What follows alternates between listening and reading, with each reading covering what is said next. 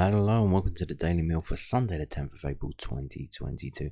Today's Millwall news, we've got a story from the South London Press. We've got a story of linking a player with Millwall in the summer.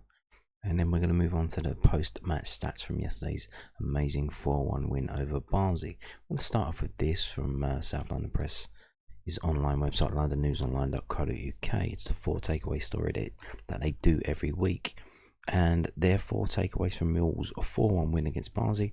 Lions keep playoff hopes alive through Danny McNamara's double. Millwall eased to a comfortable 4-1 victory over struggling Barnsley at the Den on Saturday afternoon. A first half goal in a Lions shirt for Danny McNamara gave them the lead in the first half before the academy product doubled it straight after half time when he nodded home Scott Malone's cross.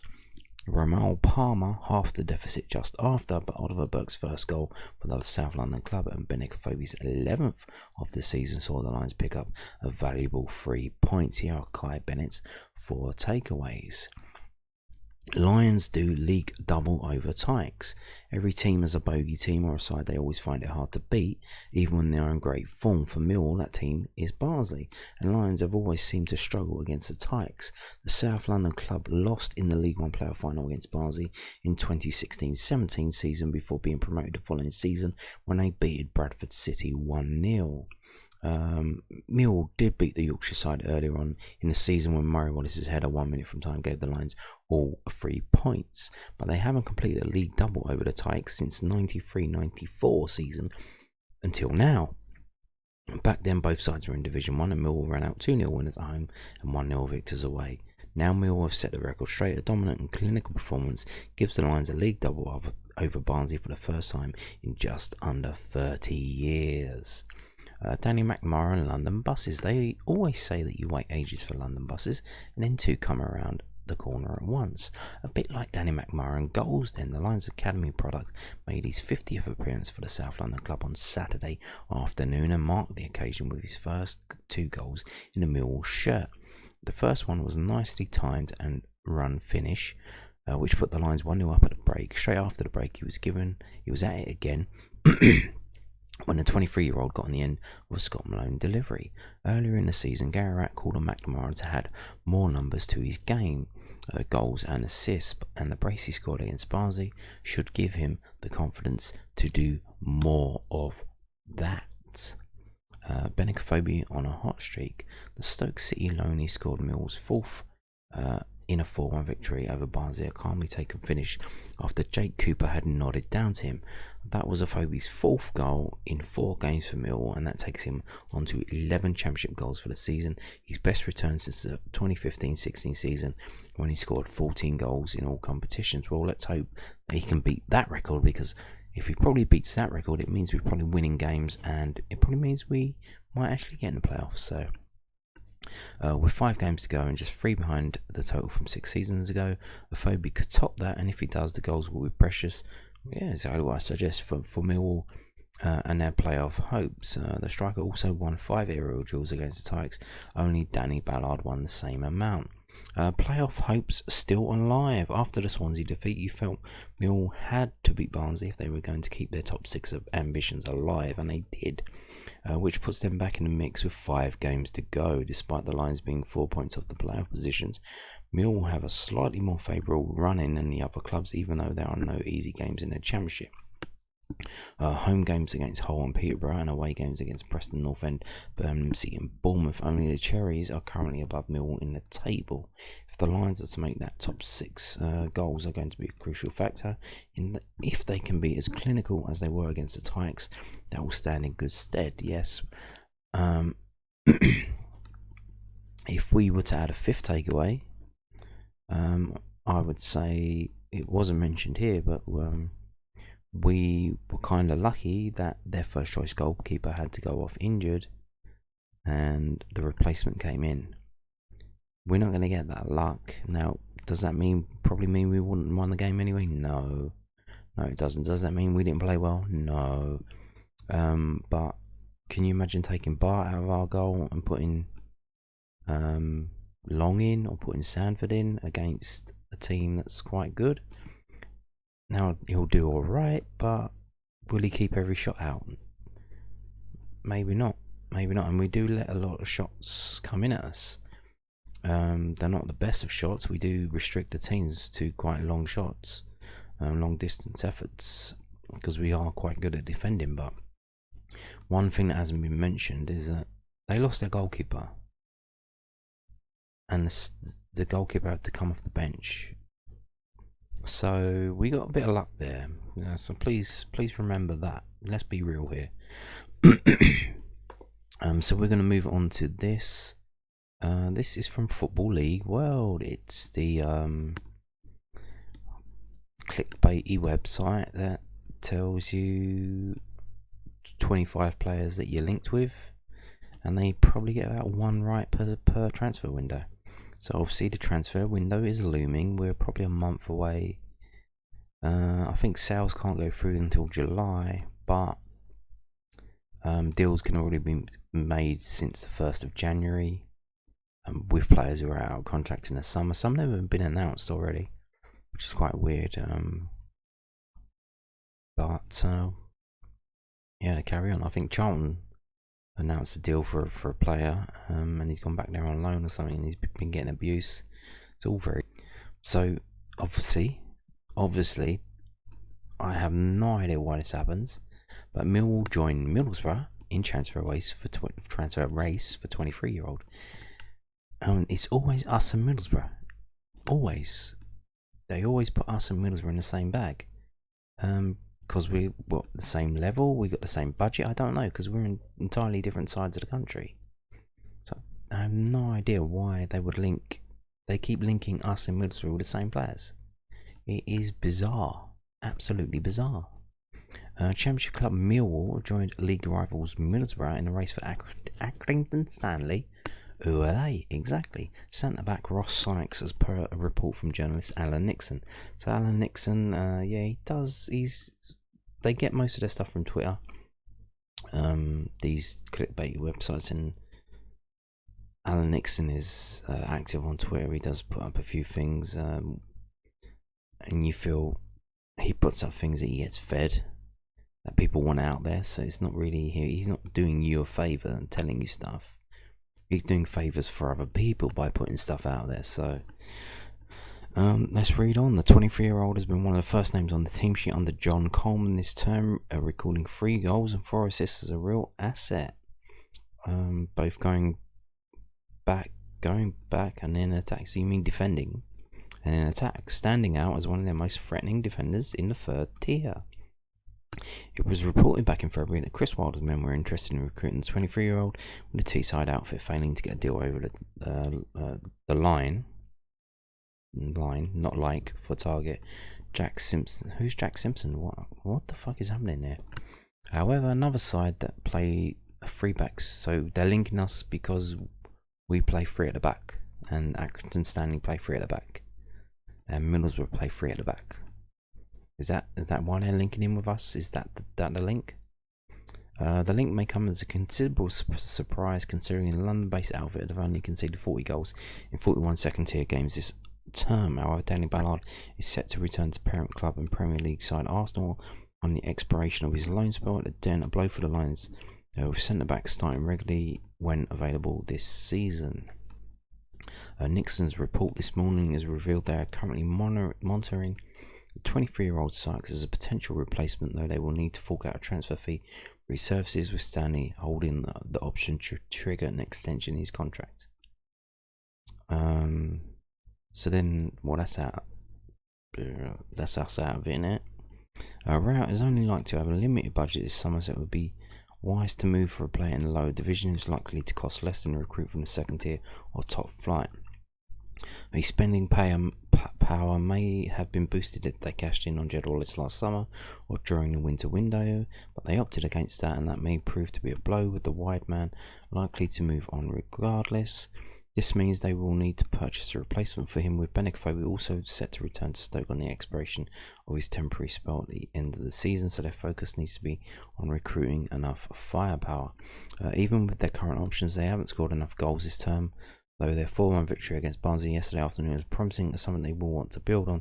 This is why a large proportion of their budget needs to be devoted to attackers, so the Lions will be praying they can get a cheap deal over the line. If they can't, it may provide Borough with the upper hand in the race. They'll likely offer more First team football may persuade Sykes to join Millwall, though, with Paddy McNair, Dalfrey, and Anthony Dickstill, all established starters under Wilder at the Riverside Stadium.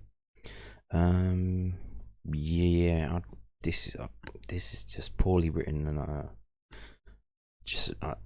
I don't know. So what was his name? I forgot the fucking guy's name now. Ross Sykes. Ross Sykes, a centre back from Accrington Stanley. I have no idea about this guy. Maybe he's decent, maybe he's not. But do we need a centre back? Well, Danny Ballard's going back to Arsenal, obviously. Well, we don't know that. He'll go back to Arsenal, but he'll probably leave somewhere else because Arsenal's shit. Maybe Crystal Palace buy him. I don't know. I think he is a Premiership player. He's pretty decent. But one thing about getting a new centre back is now, why would we sign a centre back? We have Alex Mitchell, we have Aidan Muller. Now they're young centre backs. They're younger than this guy. This guy's 23, so they can still learn. Now Alex Mitchell's an absolute unit. He obviously can work on his game and he's playing stuff, but he's got the physicality. Aidan Muller, probably same as well, but why would we go and buy a centre back? That makes absolutely no sense. Like, if we got him on free, that would be a different gravy. Probably, yeah. No, you're thinking, why would we sign up centre back? Well, Sean Hutchinson is 31 years old, so, and he's been out injured 2 spells this season. He's out injured now. That's not going to improve. We obviously also have Alex Pearce. I think he's going to be leaving at the end of the season. I mean, they gave him a new deal at the end of last season. We all thought he was going to be leaving, and that was an absolute shock that happened. So you would imagine that your Alex Pearce leaving. Hutchinson is getting a bit old. Jake Cooper, his form's been wobbling a bit. I don't know. You would imagine, no offense to Jake Cooper, but if he wasn't 6'8" or whatever he is, would he be in a team? Because he does that aerial threat going forward, and obviously the aerial defensive capabilities at the back. But other aspects of his game, they kind of even themselves out, you know. So his height is a big factor in him getting in the team. So yeah, we probably could do with another centre back, but actually paying for one, I don't know. I don't know about that. We could get another one like Ballard, but yeah, I don't know. And I mean, there are people talking about paying for Ballard and signing Ballard. I think that's pie in the sky. The guy is worth at least 20 million in today's market. I mean, there are teams that will buy him. Like I said, if he wants to stay in London, but here's the thing: like, he was on loan at Blackpool last season. He helped them get promoted in the playoffs. From League One to Championship, they wanted him back in his Championship, and he was like, "Oh no, thanks for that, but yeah, I'm going somewhere else." So he's got no sentimentality. Like, people playing, "Oh well, he likes it here." No, he probably liked it at Blackpool. He probably liked winning the League One playoff final, but he didn't want to go back there. Now, probably because he thought they were going to be absolutely dog shit, and he didn't realise that 2 of the teams would have financial fair play problems and just it like that, and points deducted, so they're not doing that badly. But maybe he thought they were like automatic relegation fodder, and he didn't want to be involved in that. So maybe there's that. But then again, he's a pro, he's a professional. He's thinking like that. He's not, oh well, I did well at Blackpool, I'll go back there. No. So he did well here at Millwall as well. But it's like, doesn't mean he's going to come back. It doesn't work like that. It's a business. He's a professional. So we're going to move on to the stats from yesterday's game now. If you're not interested in that, thank you for watching. If you are, here we go.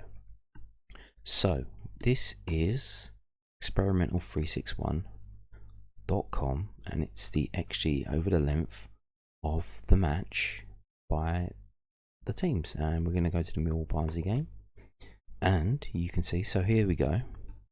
Another thing that we're talking about, where I was talking about the goalkeeper not being all that. So you can see here the XG over for the match was 2.6 for Millwall and 1.1 for Barnsley. So that suggests Millwall should have scored either 2 or probably 3 goals, but they scored 4. So that suggests a problem in goal or a problem in defence for Barnsley.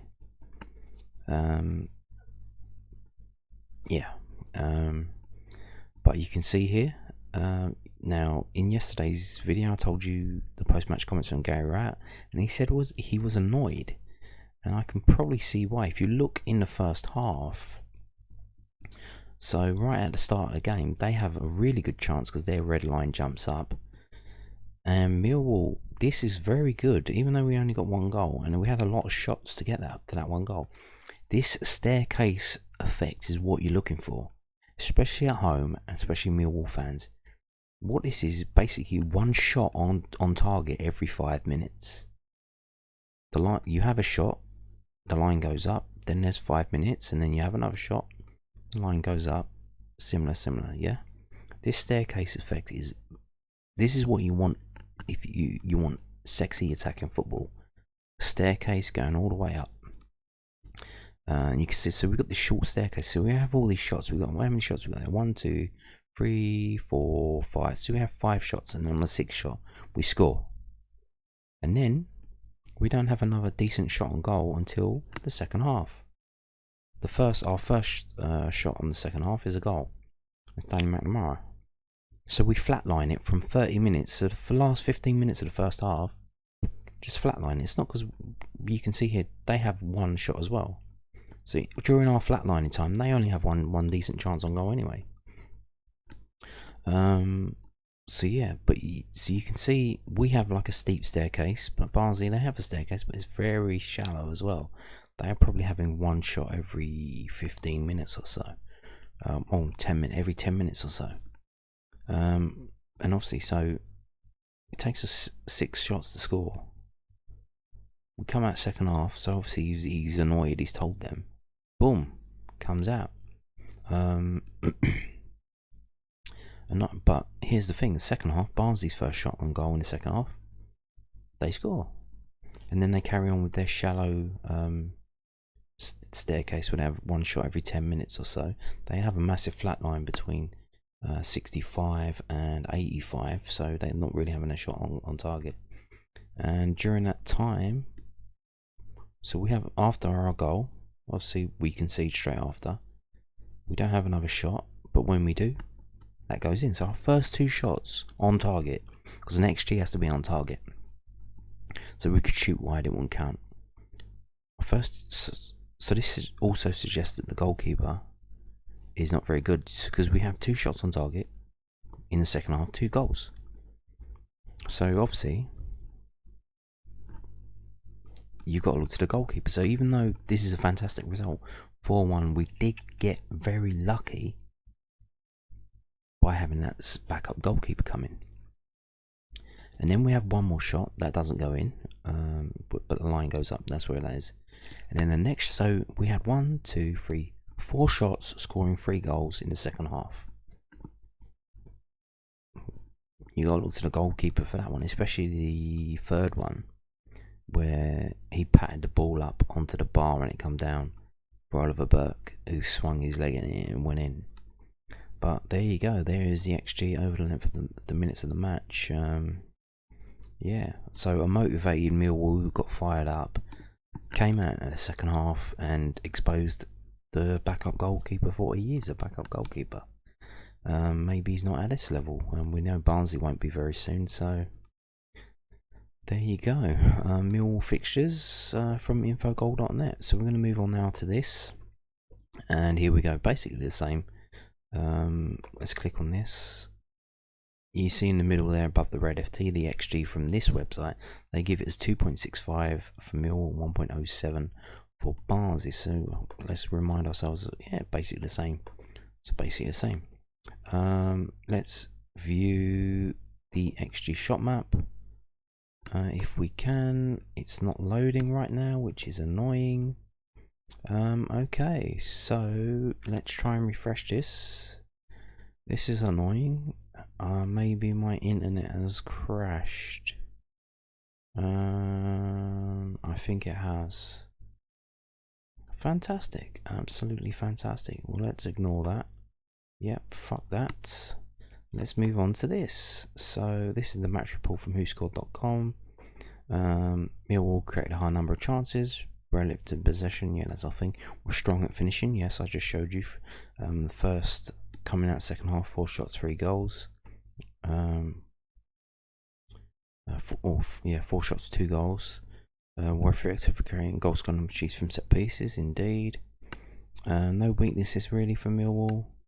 Were effective for creating goal scoring opportunities from long shot situations. Okay, I think my internet might be back. Let's see if we can connect. Yes. So here we go. View XG shot map. Wowzers, look at that.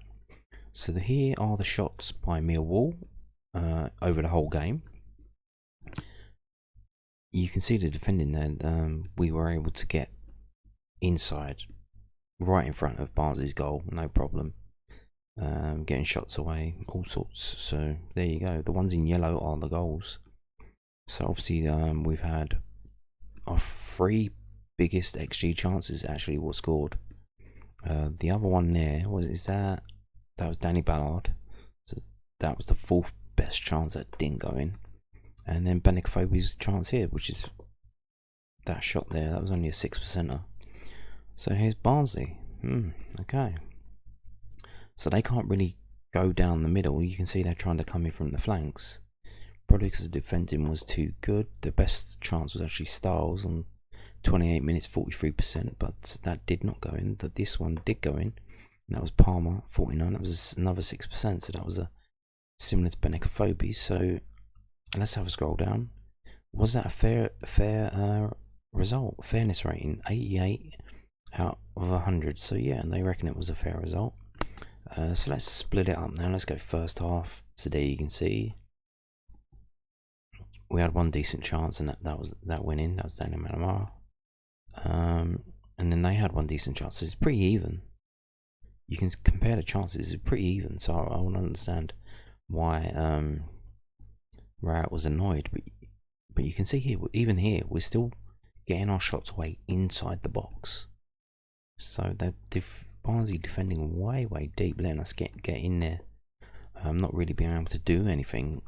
Second half, wow, everything's in the 6-yard box.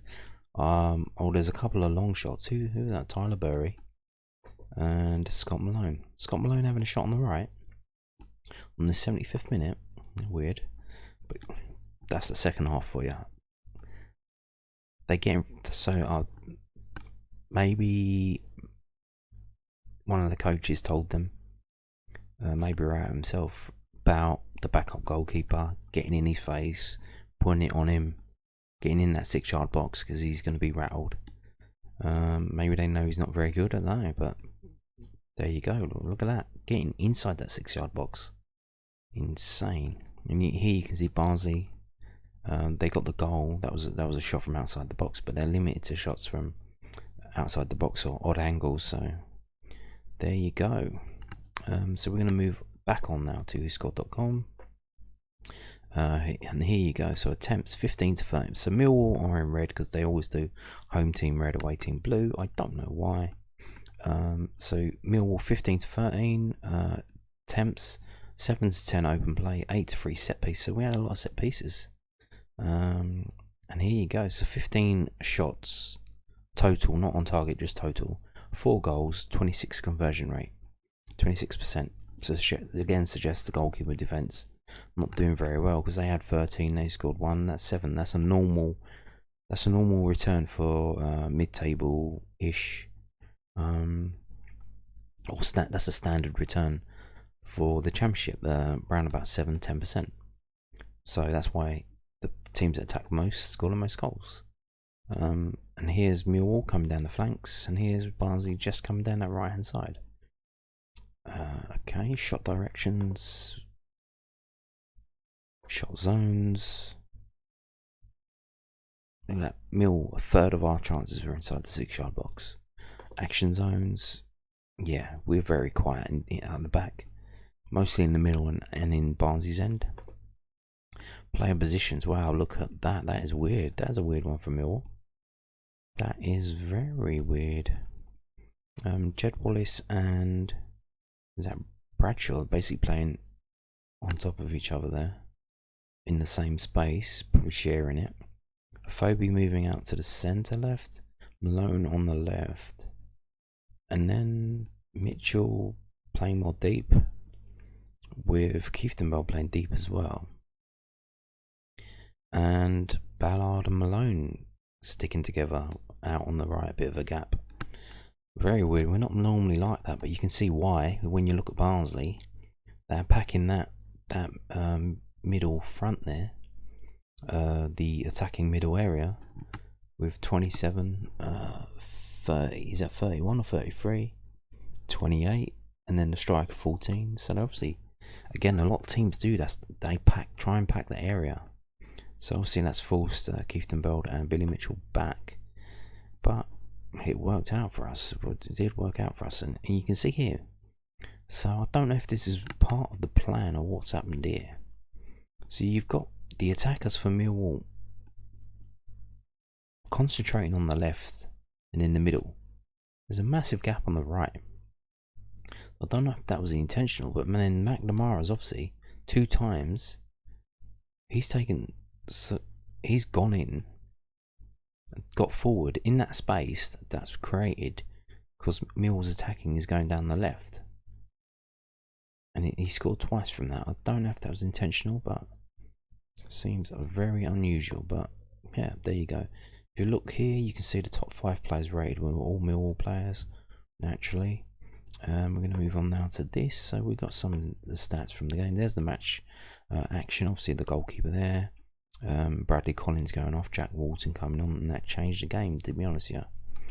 So as much as we're puffing our chests out, that was very lucky for us, that happening. So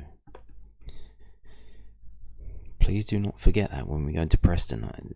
Did anyone buy tickets for Preston and plan their travel straight after this result? Because I was thinking about it. I did kind of look at the travel situation. So let's look at what happened in the game, who did it and when. The crowd of 13,231, pretty decent for us, pretty decent, and they were in full voice as well. It was obviously the community day, a lot of families there, a lot of kids there. So if we look at the club badges at the top, you can see the average player rating for Millwall 7.15, for Barnsley 6.47. So obviously a massive difference there. If we look now, obviously Danny McNamara scoring 2 goals, got the man of the match. Probably could he have gotten that trick? I don't know. Why did he get taken off? He never gets taken off. What was that about? Hopefully he's not injured. So yeah, after McNamara, Burke, probably because he scored that goal, but he did play quite well as well. And then Malone, yeah, Malone. This is the thing with Malone. He goes cold one game, hot the next. Cold one game, hot the next. And it's annoying, to be honest. Yeah, however good he is, when he doesn't turn up in the next game, it kind of fucking. It's really annoying because you think, well, you just did it, mate. Like, is he a mood player? Does he have to be in the mood to turn it on, to motivate himself? I don't know. Is it just because when we play certain teams he can do it if the teams are not that good down the right? I don't know. Maybe it's the situation, how they set up. Obviously, you see. I just showed you that most of the attacking was going. Tackles, their positioning was on the left. So if he gets that kind of assistance, that maybe it helps him. I don't know. So let's just scroll through all of this. Total shots 15 to 13, as we've seen.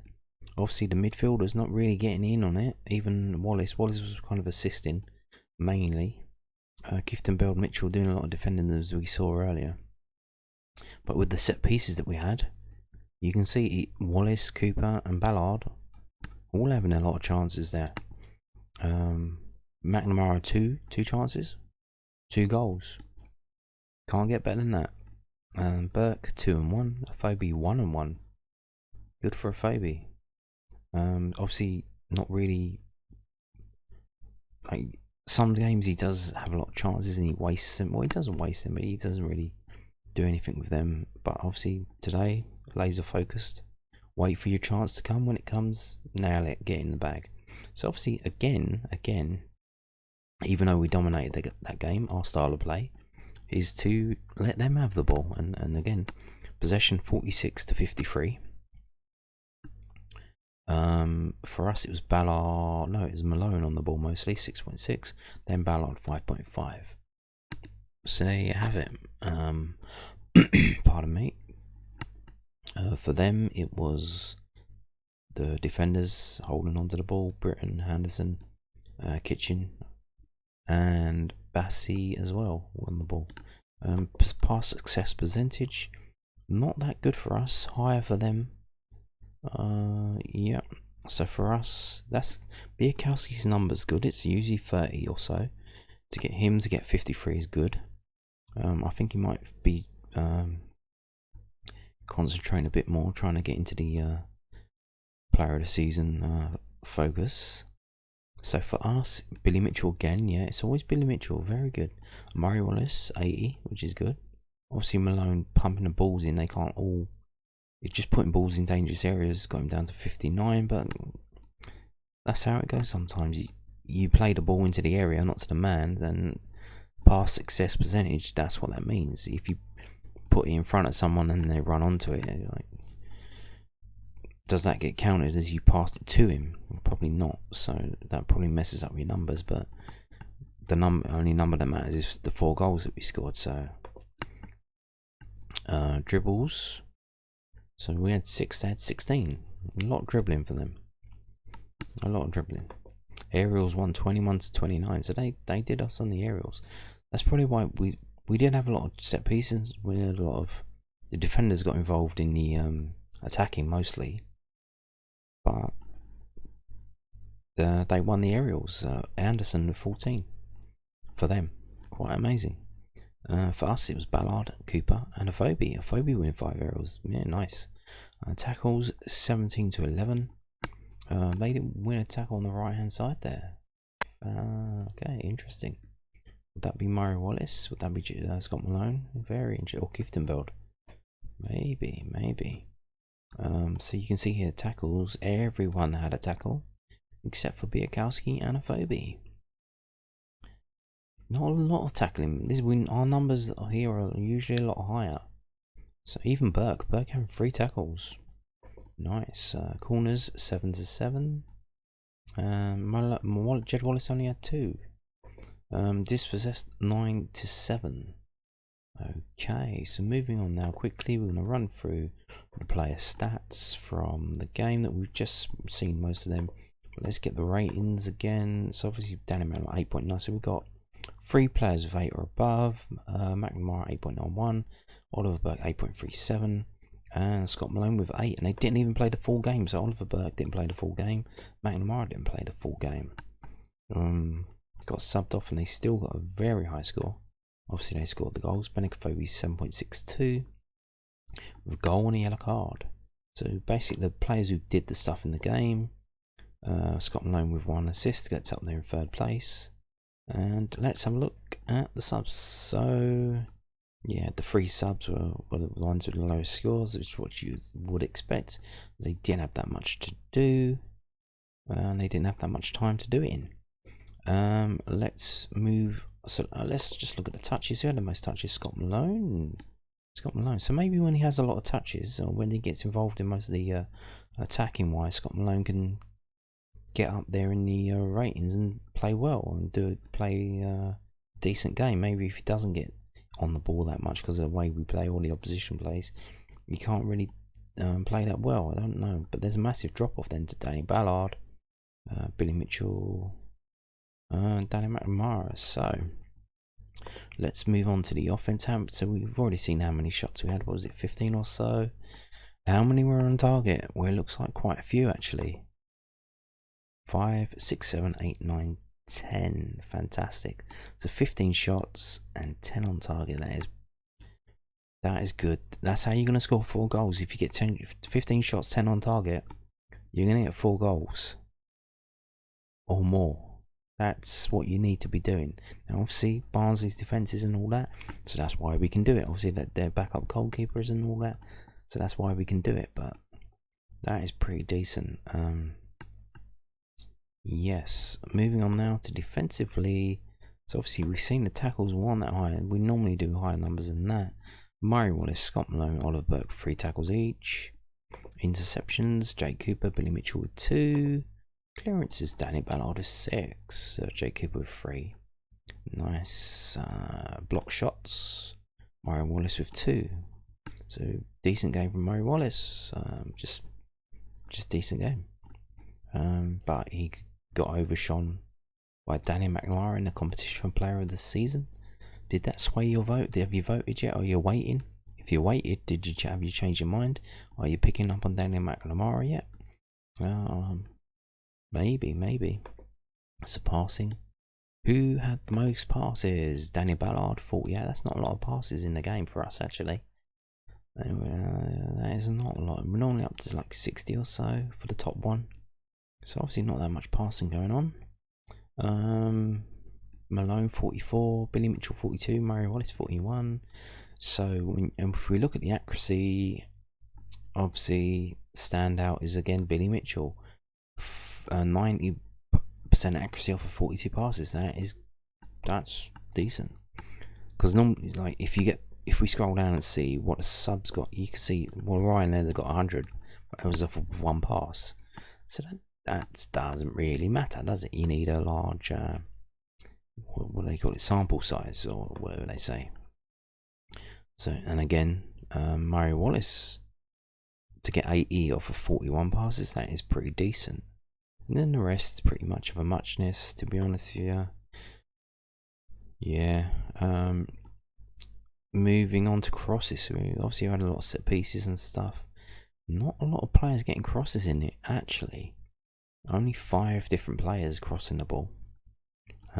Obviously, because it was the Scott Malone show. Let's see what Scott Malone can do. Obviously, maybe that was the match plan to go down that right hand side. Maybe they thought the right back wasn't all that. Seemed to all work.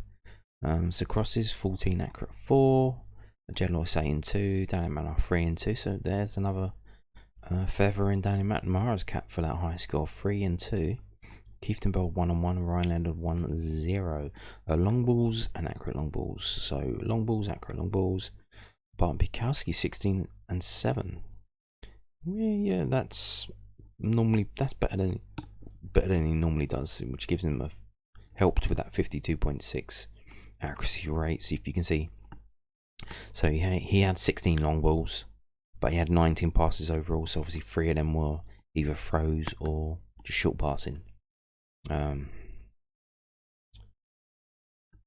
Scott Malone 14 and 5, Danny Ballard 12 and 5, Jake Cooper 8 and 4, Jed Wallace 7 and 5. That's pretty decent for Jed Wallace. Jed Wallace 7.5. That's a decent score, but kind of outshone by the 3 players getting the 8 and above. Let's just go back to that and have a look. How many players actually got 7s as well? 7s in on this website, getting a rating of 7 is a decent result. So we have 4 players on 7 of Phoebe, Ballard, Mitchell and Jed Wallace. Yeah, to be honest with you, if you get this many players on 8s and 7s, you're going to win the game and win it quite handily, which we did. So if we could get this every game, that would be fantastic, to be honest with you. Yeah, and there you go. That is it for today's video. Thank you for watching and goodbye.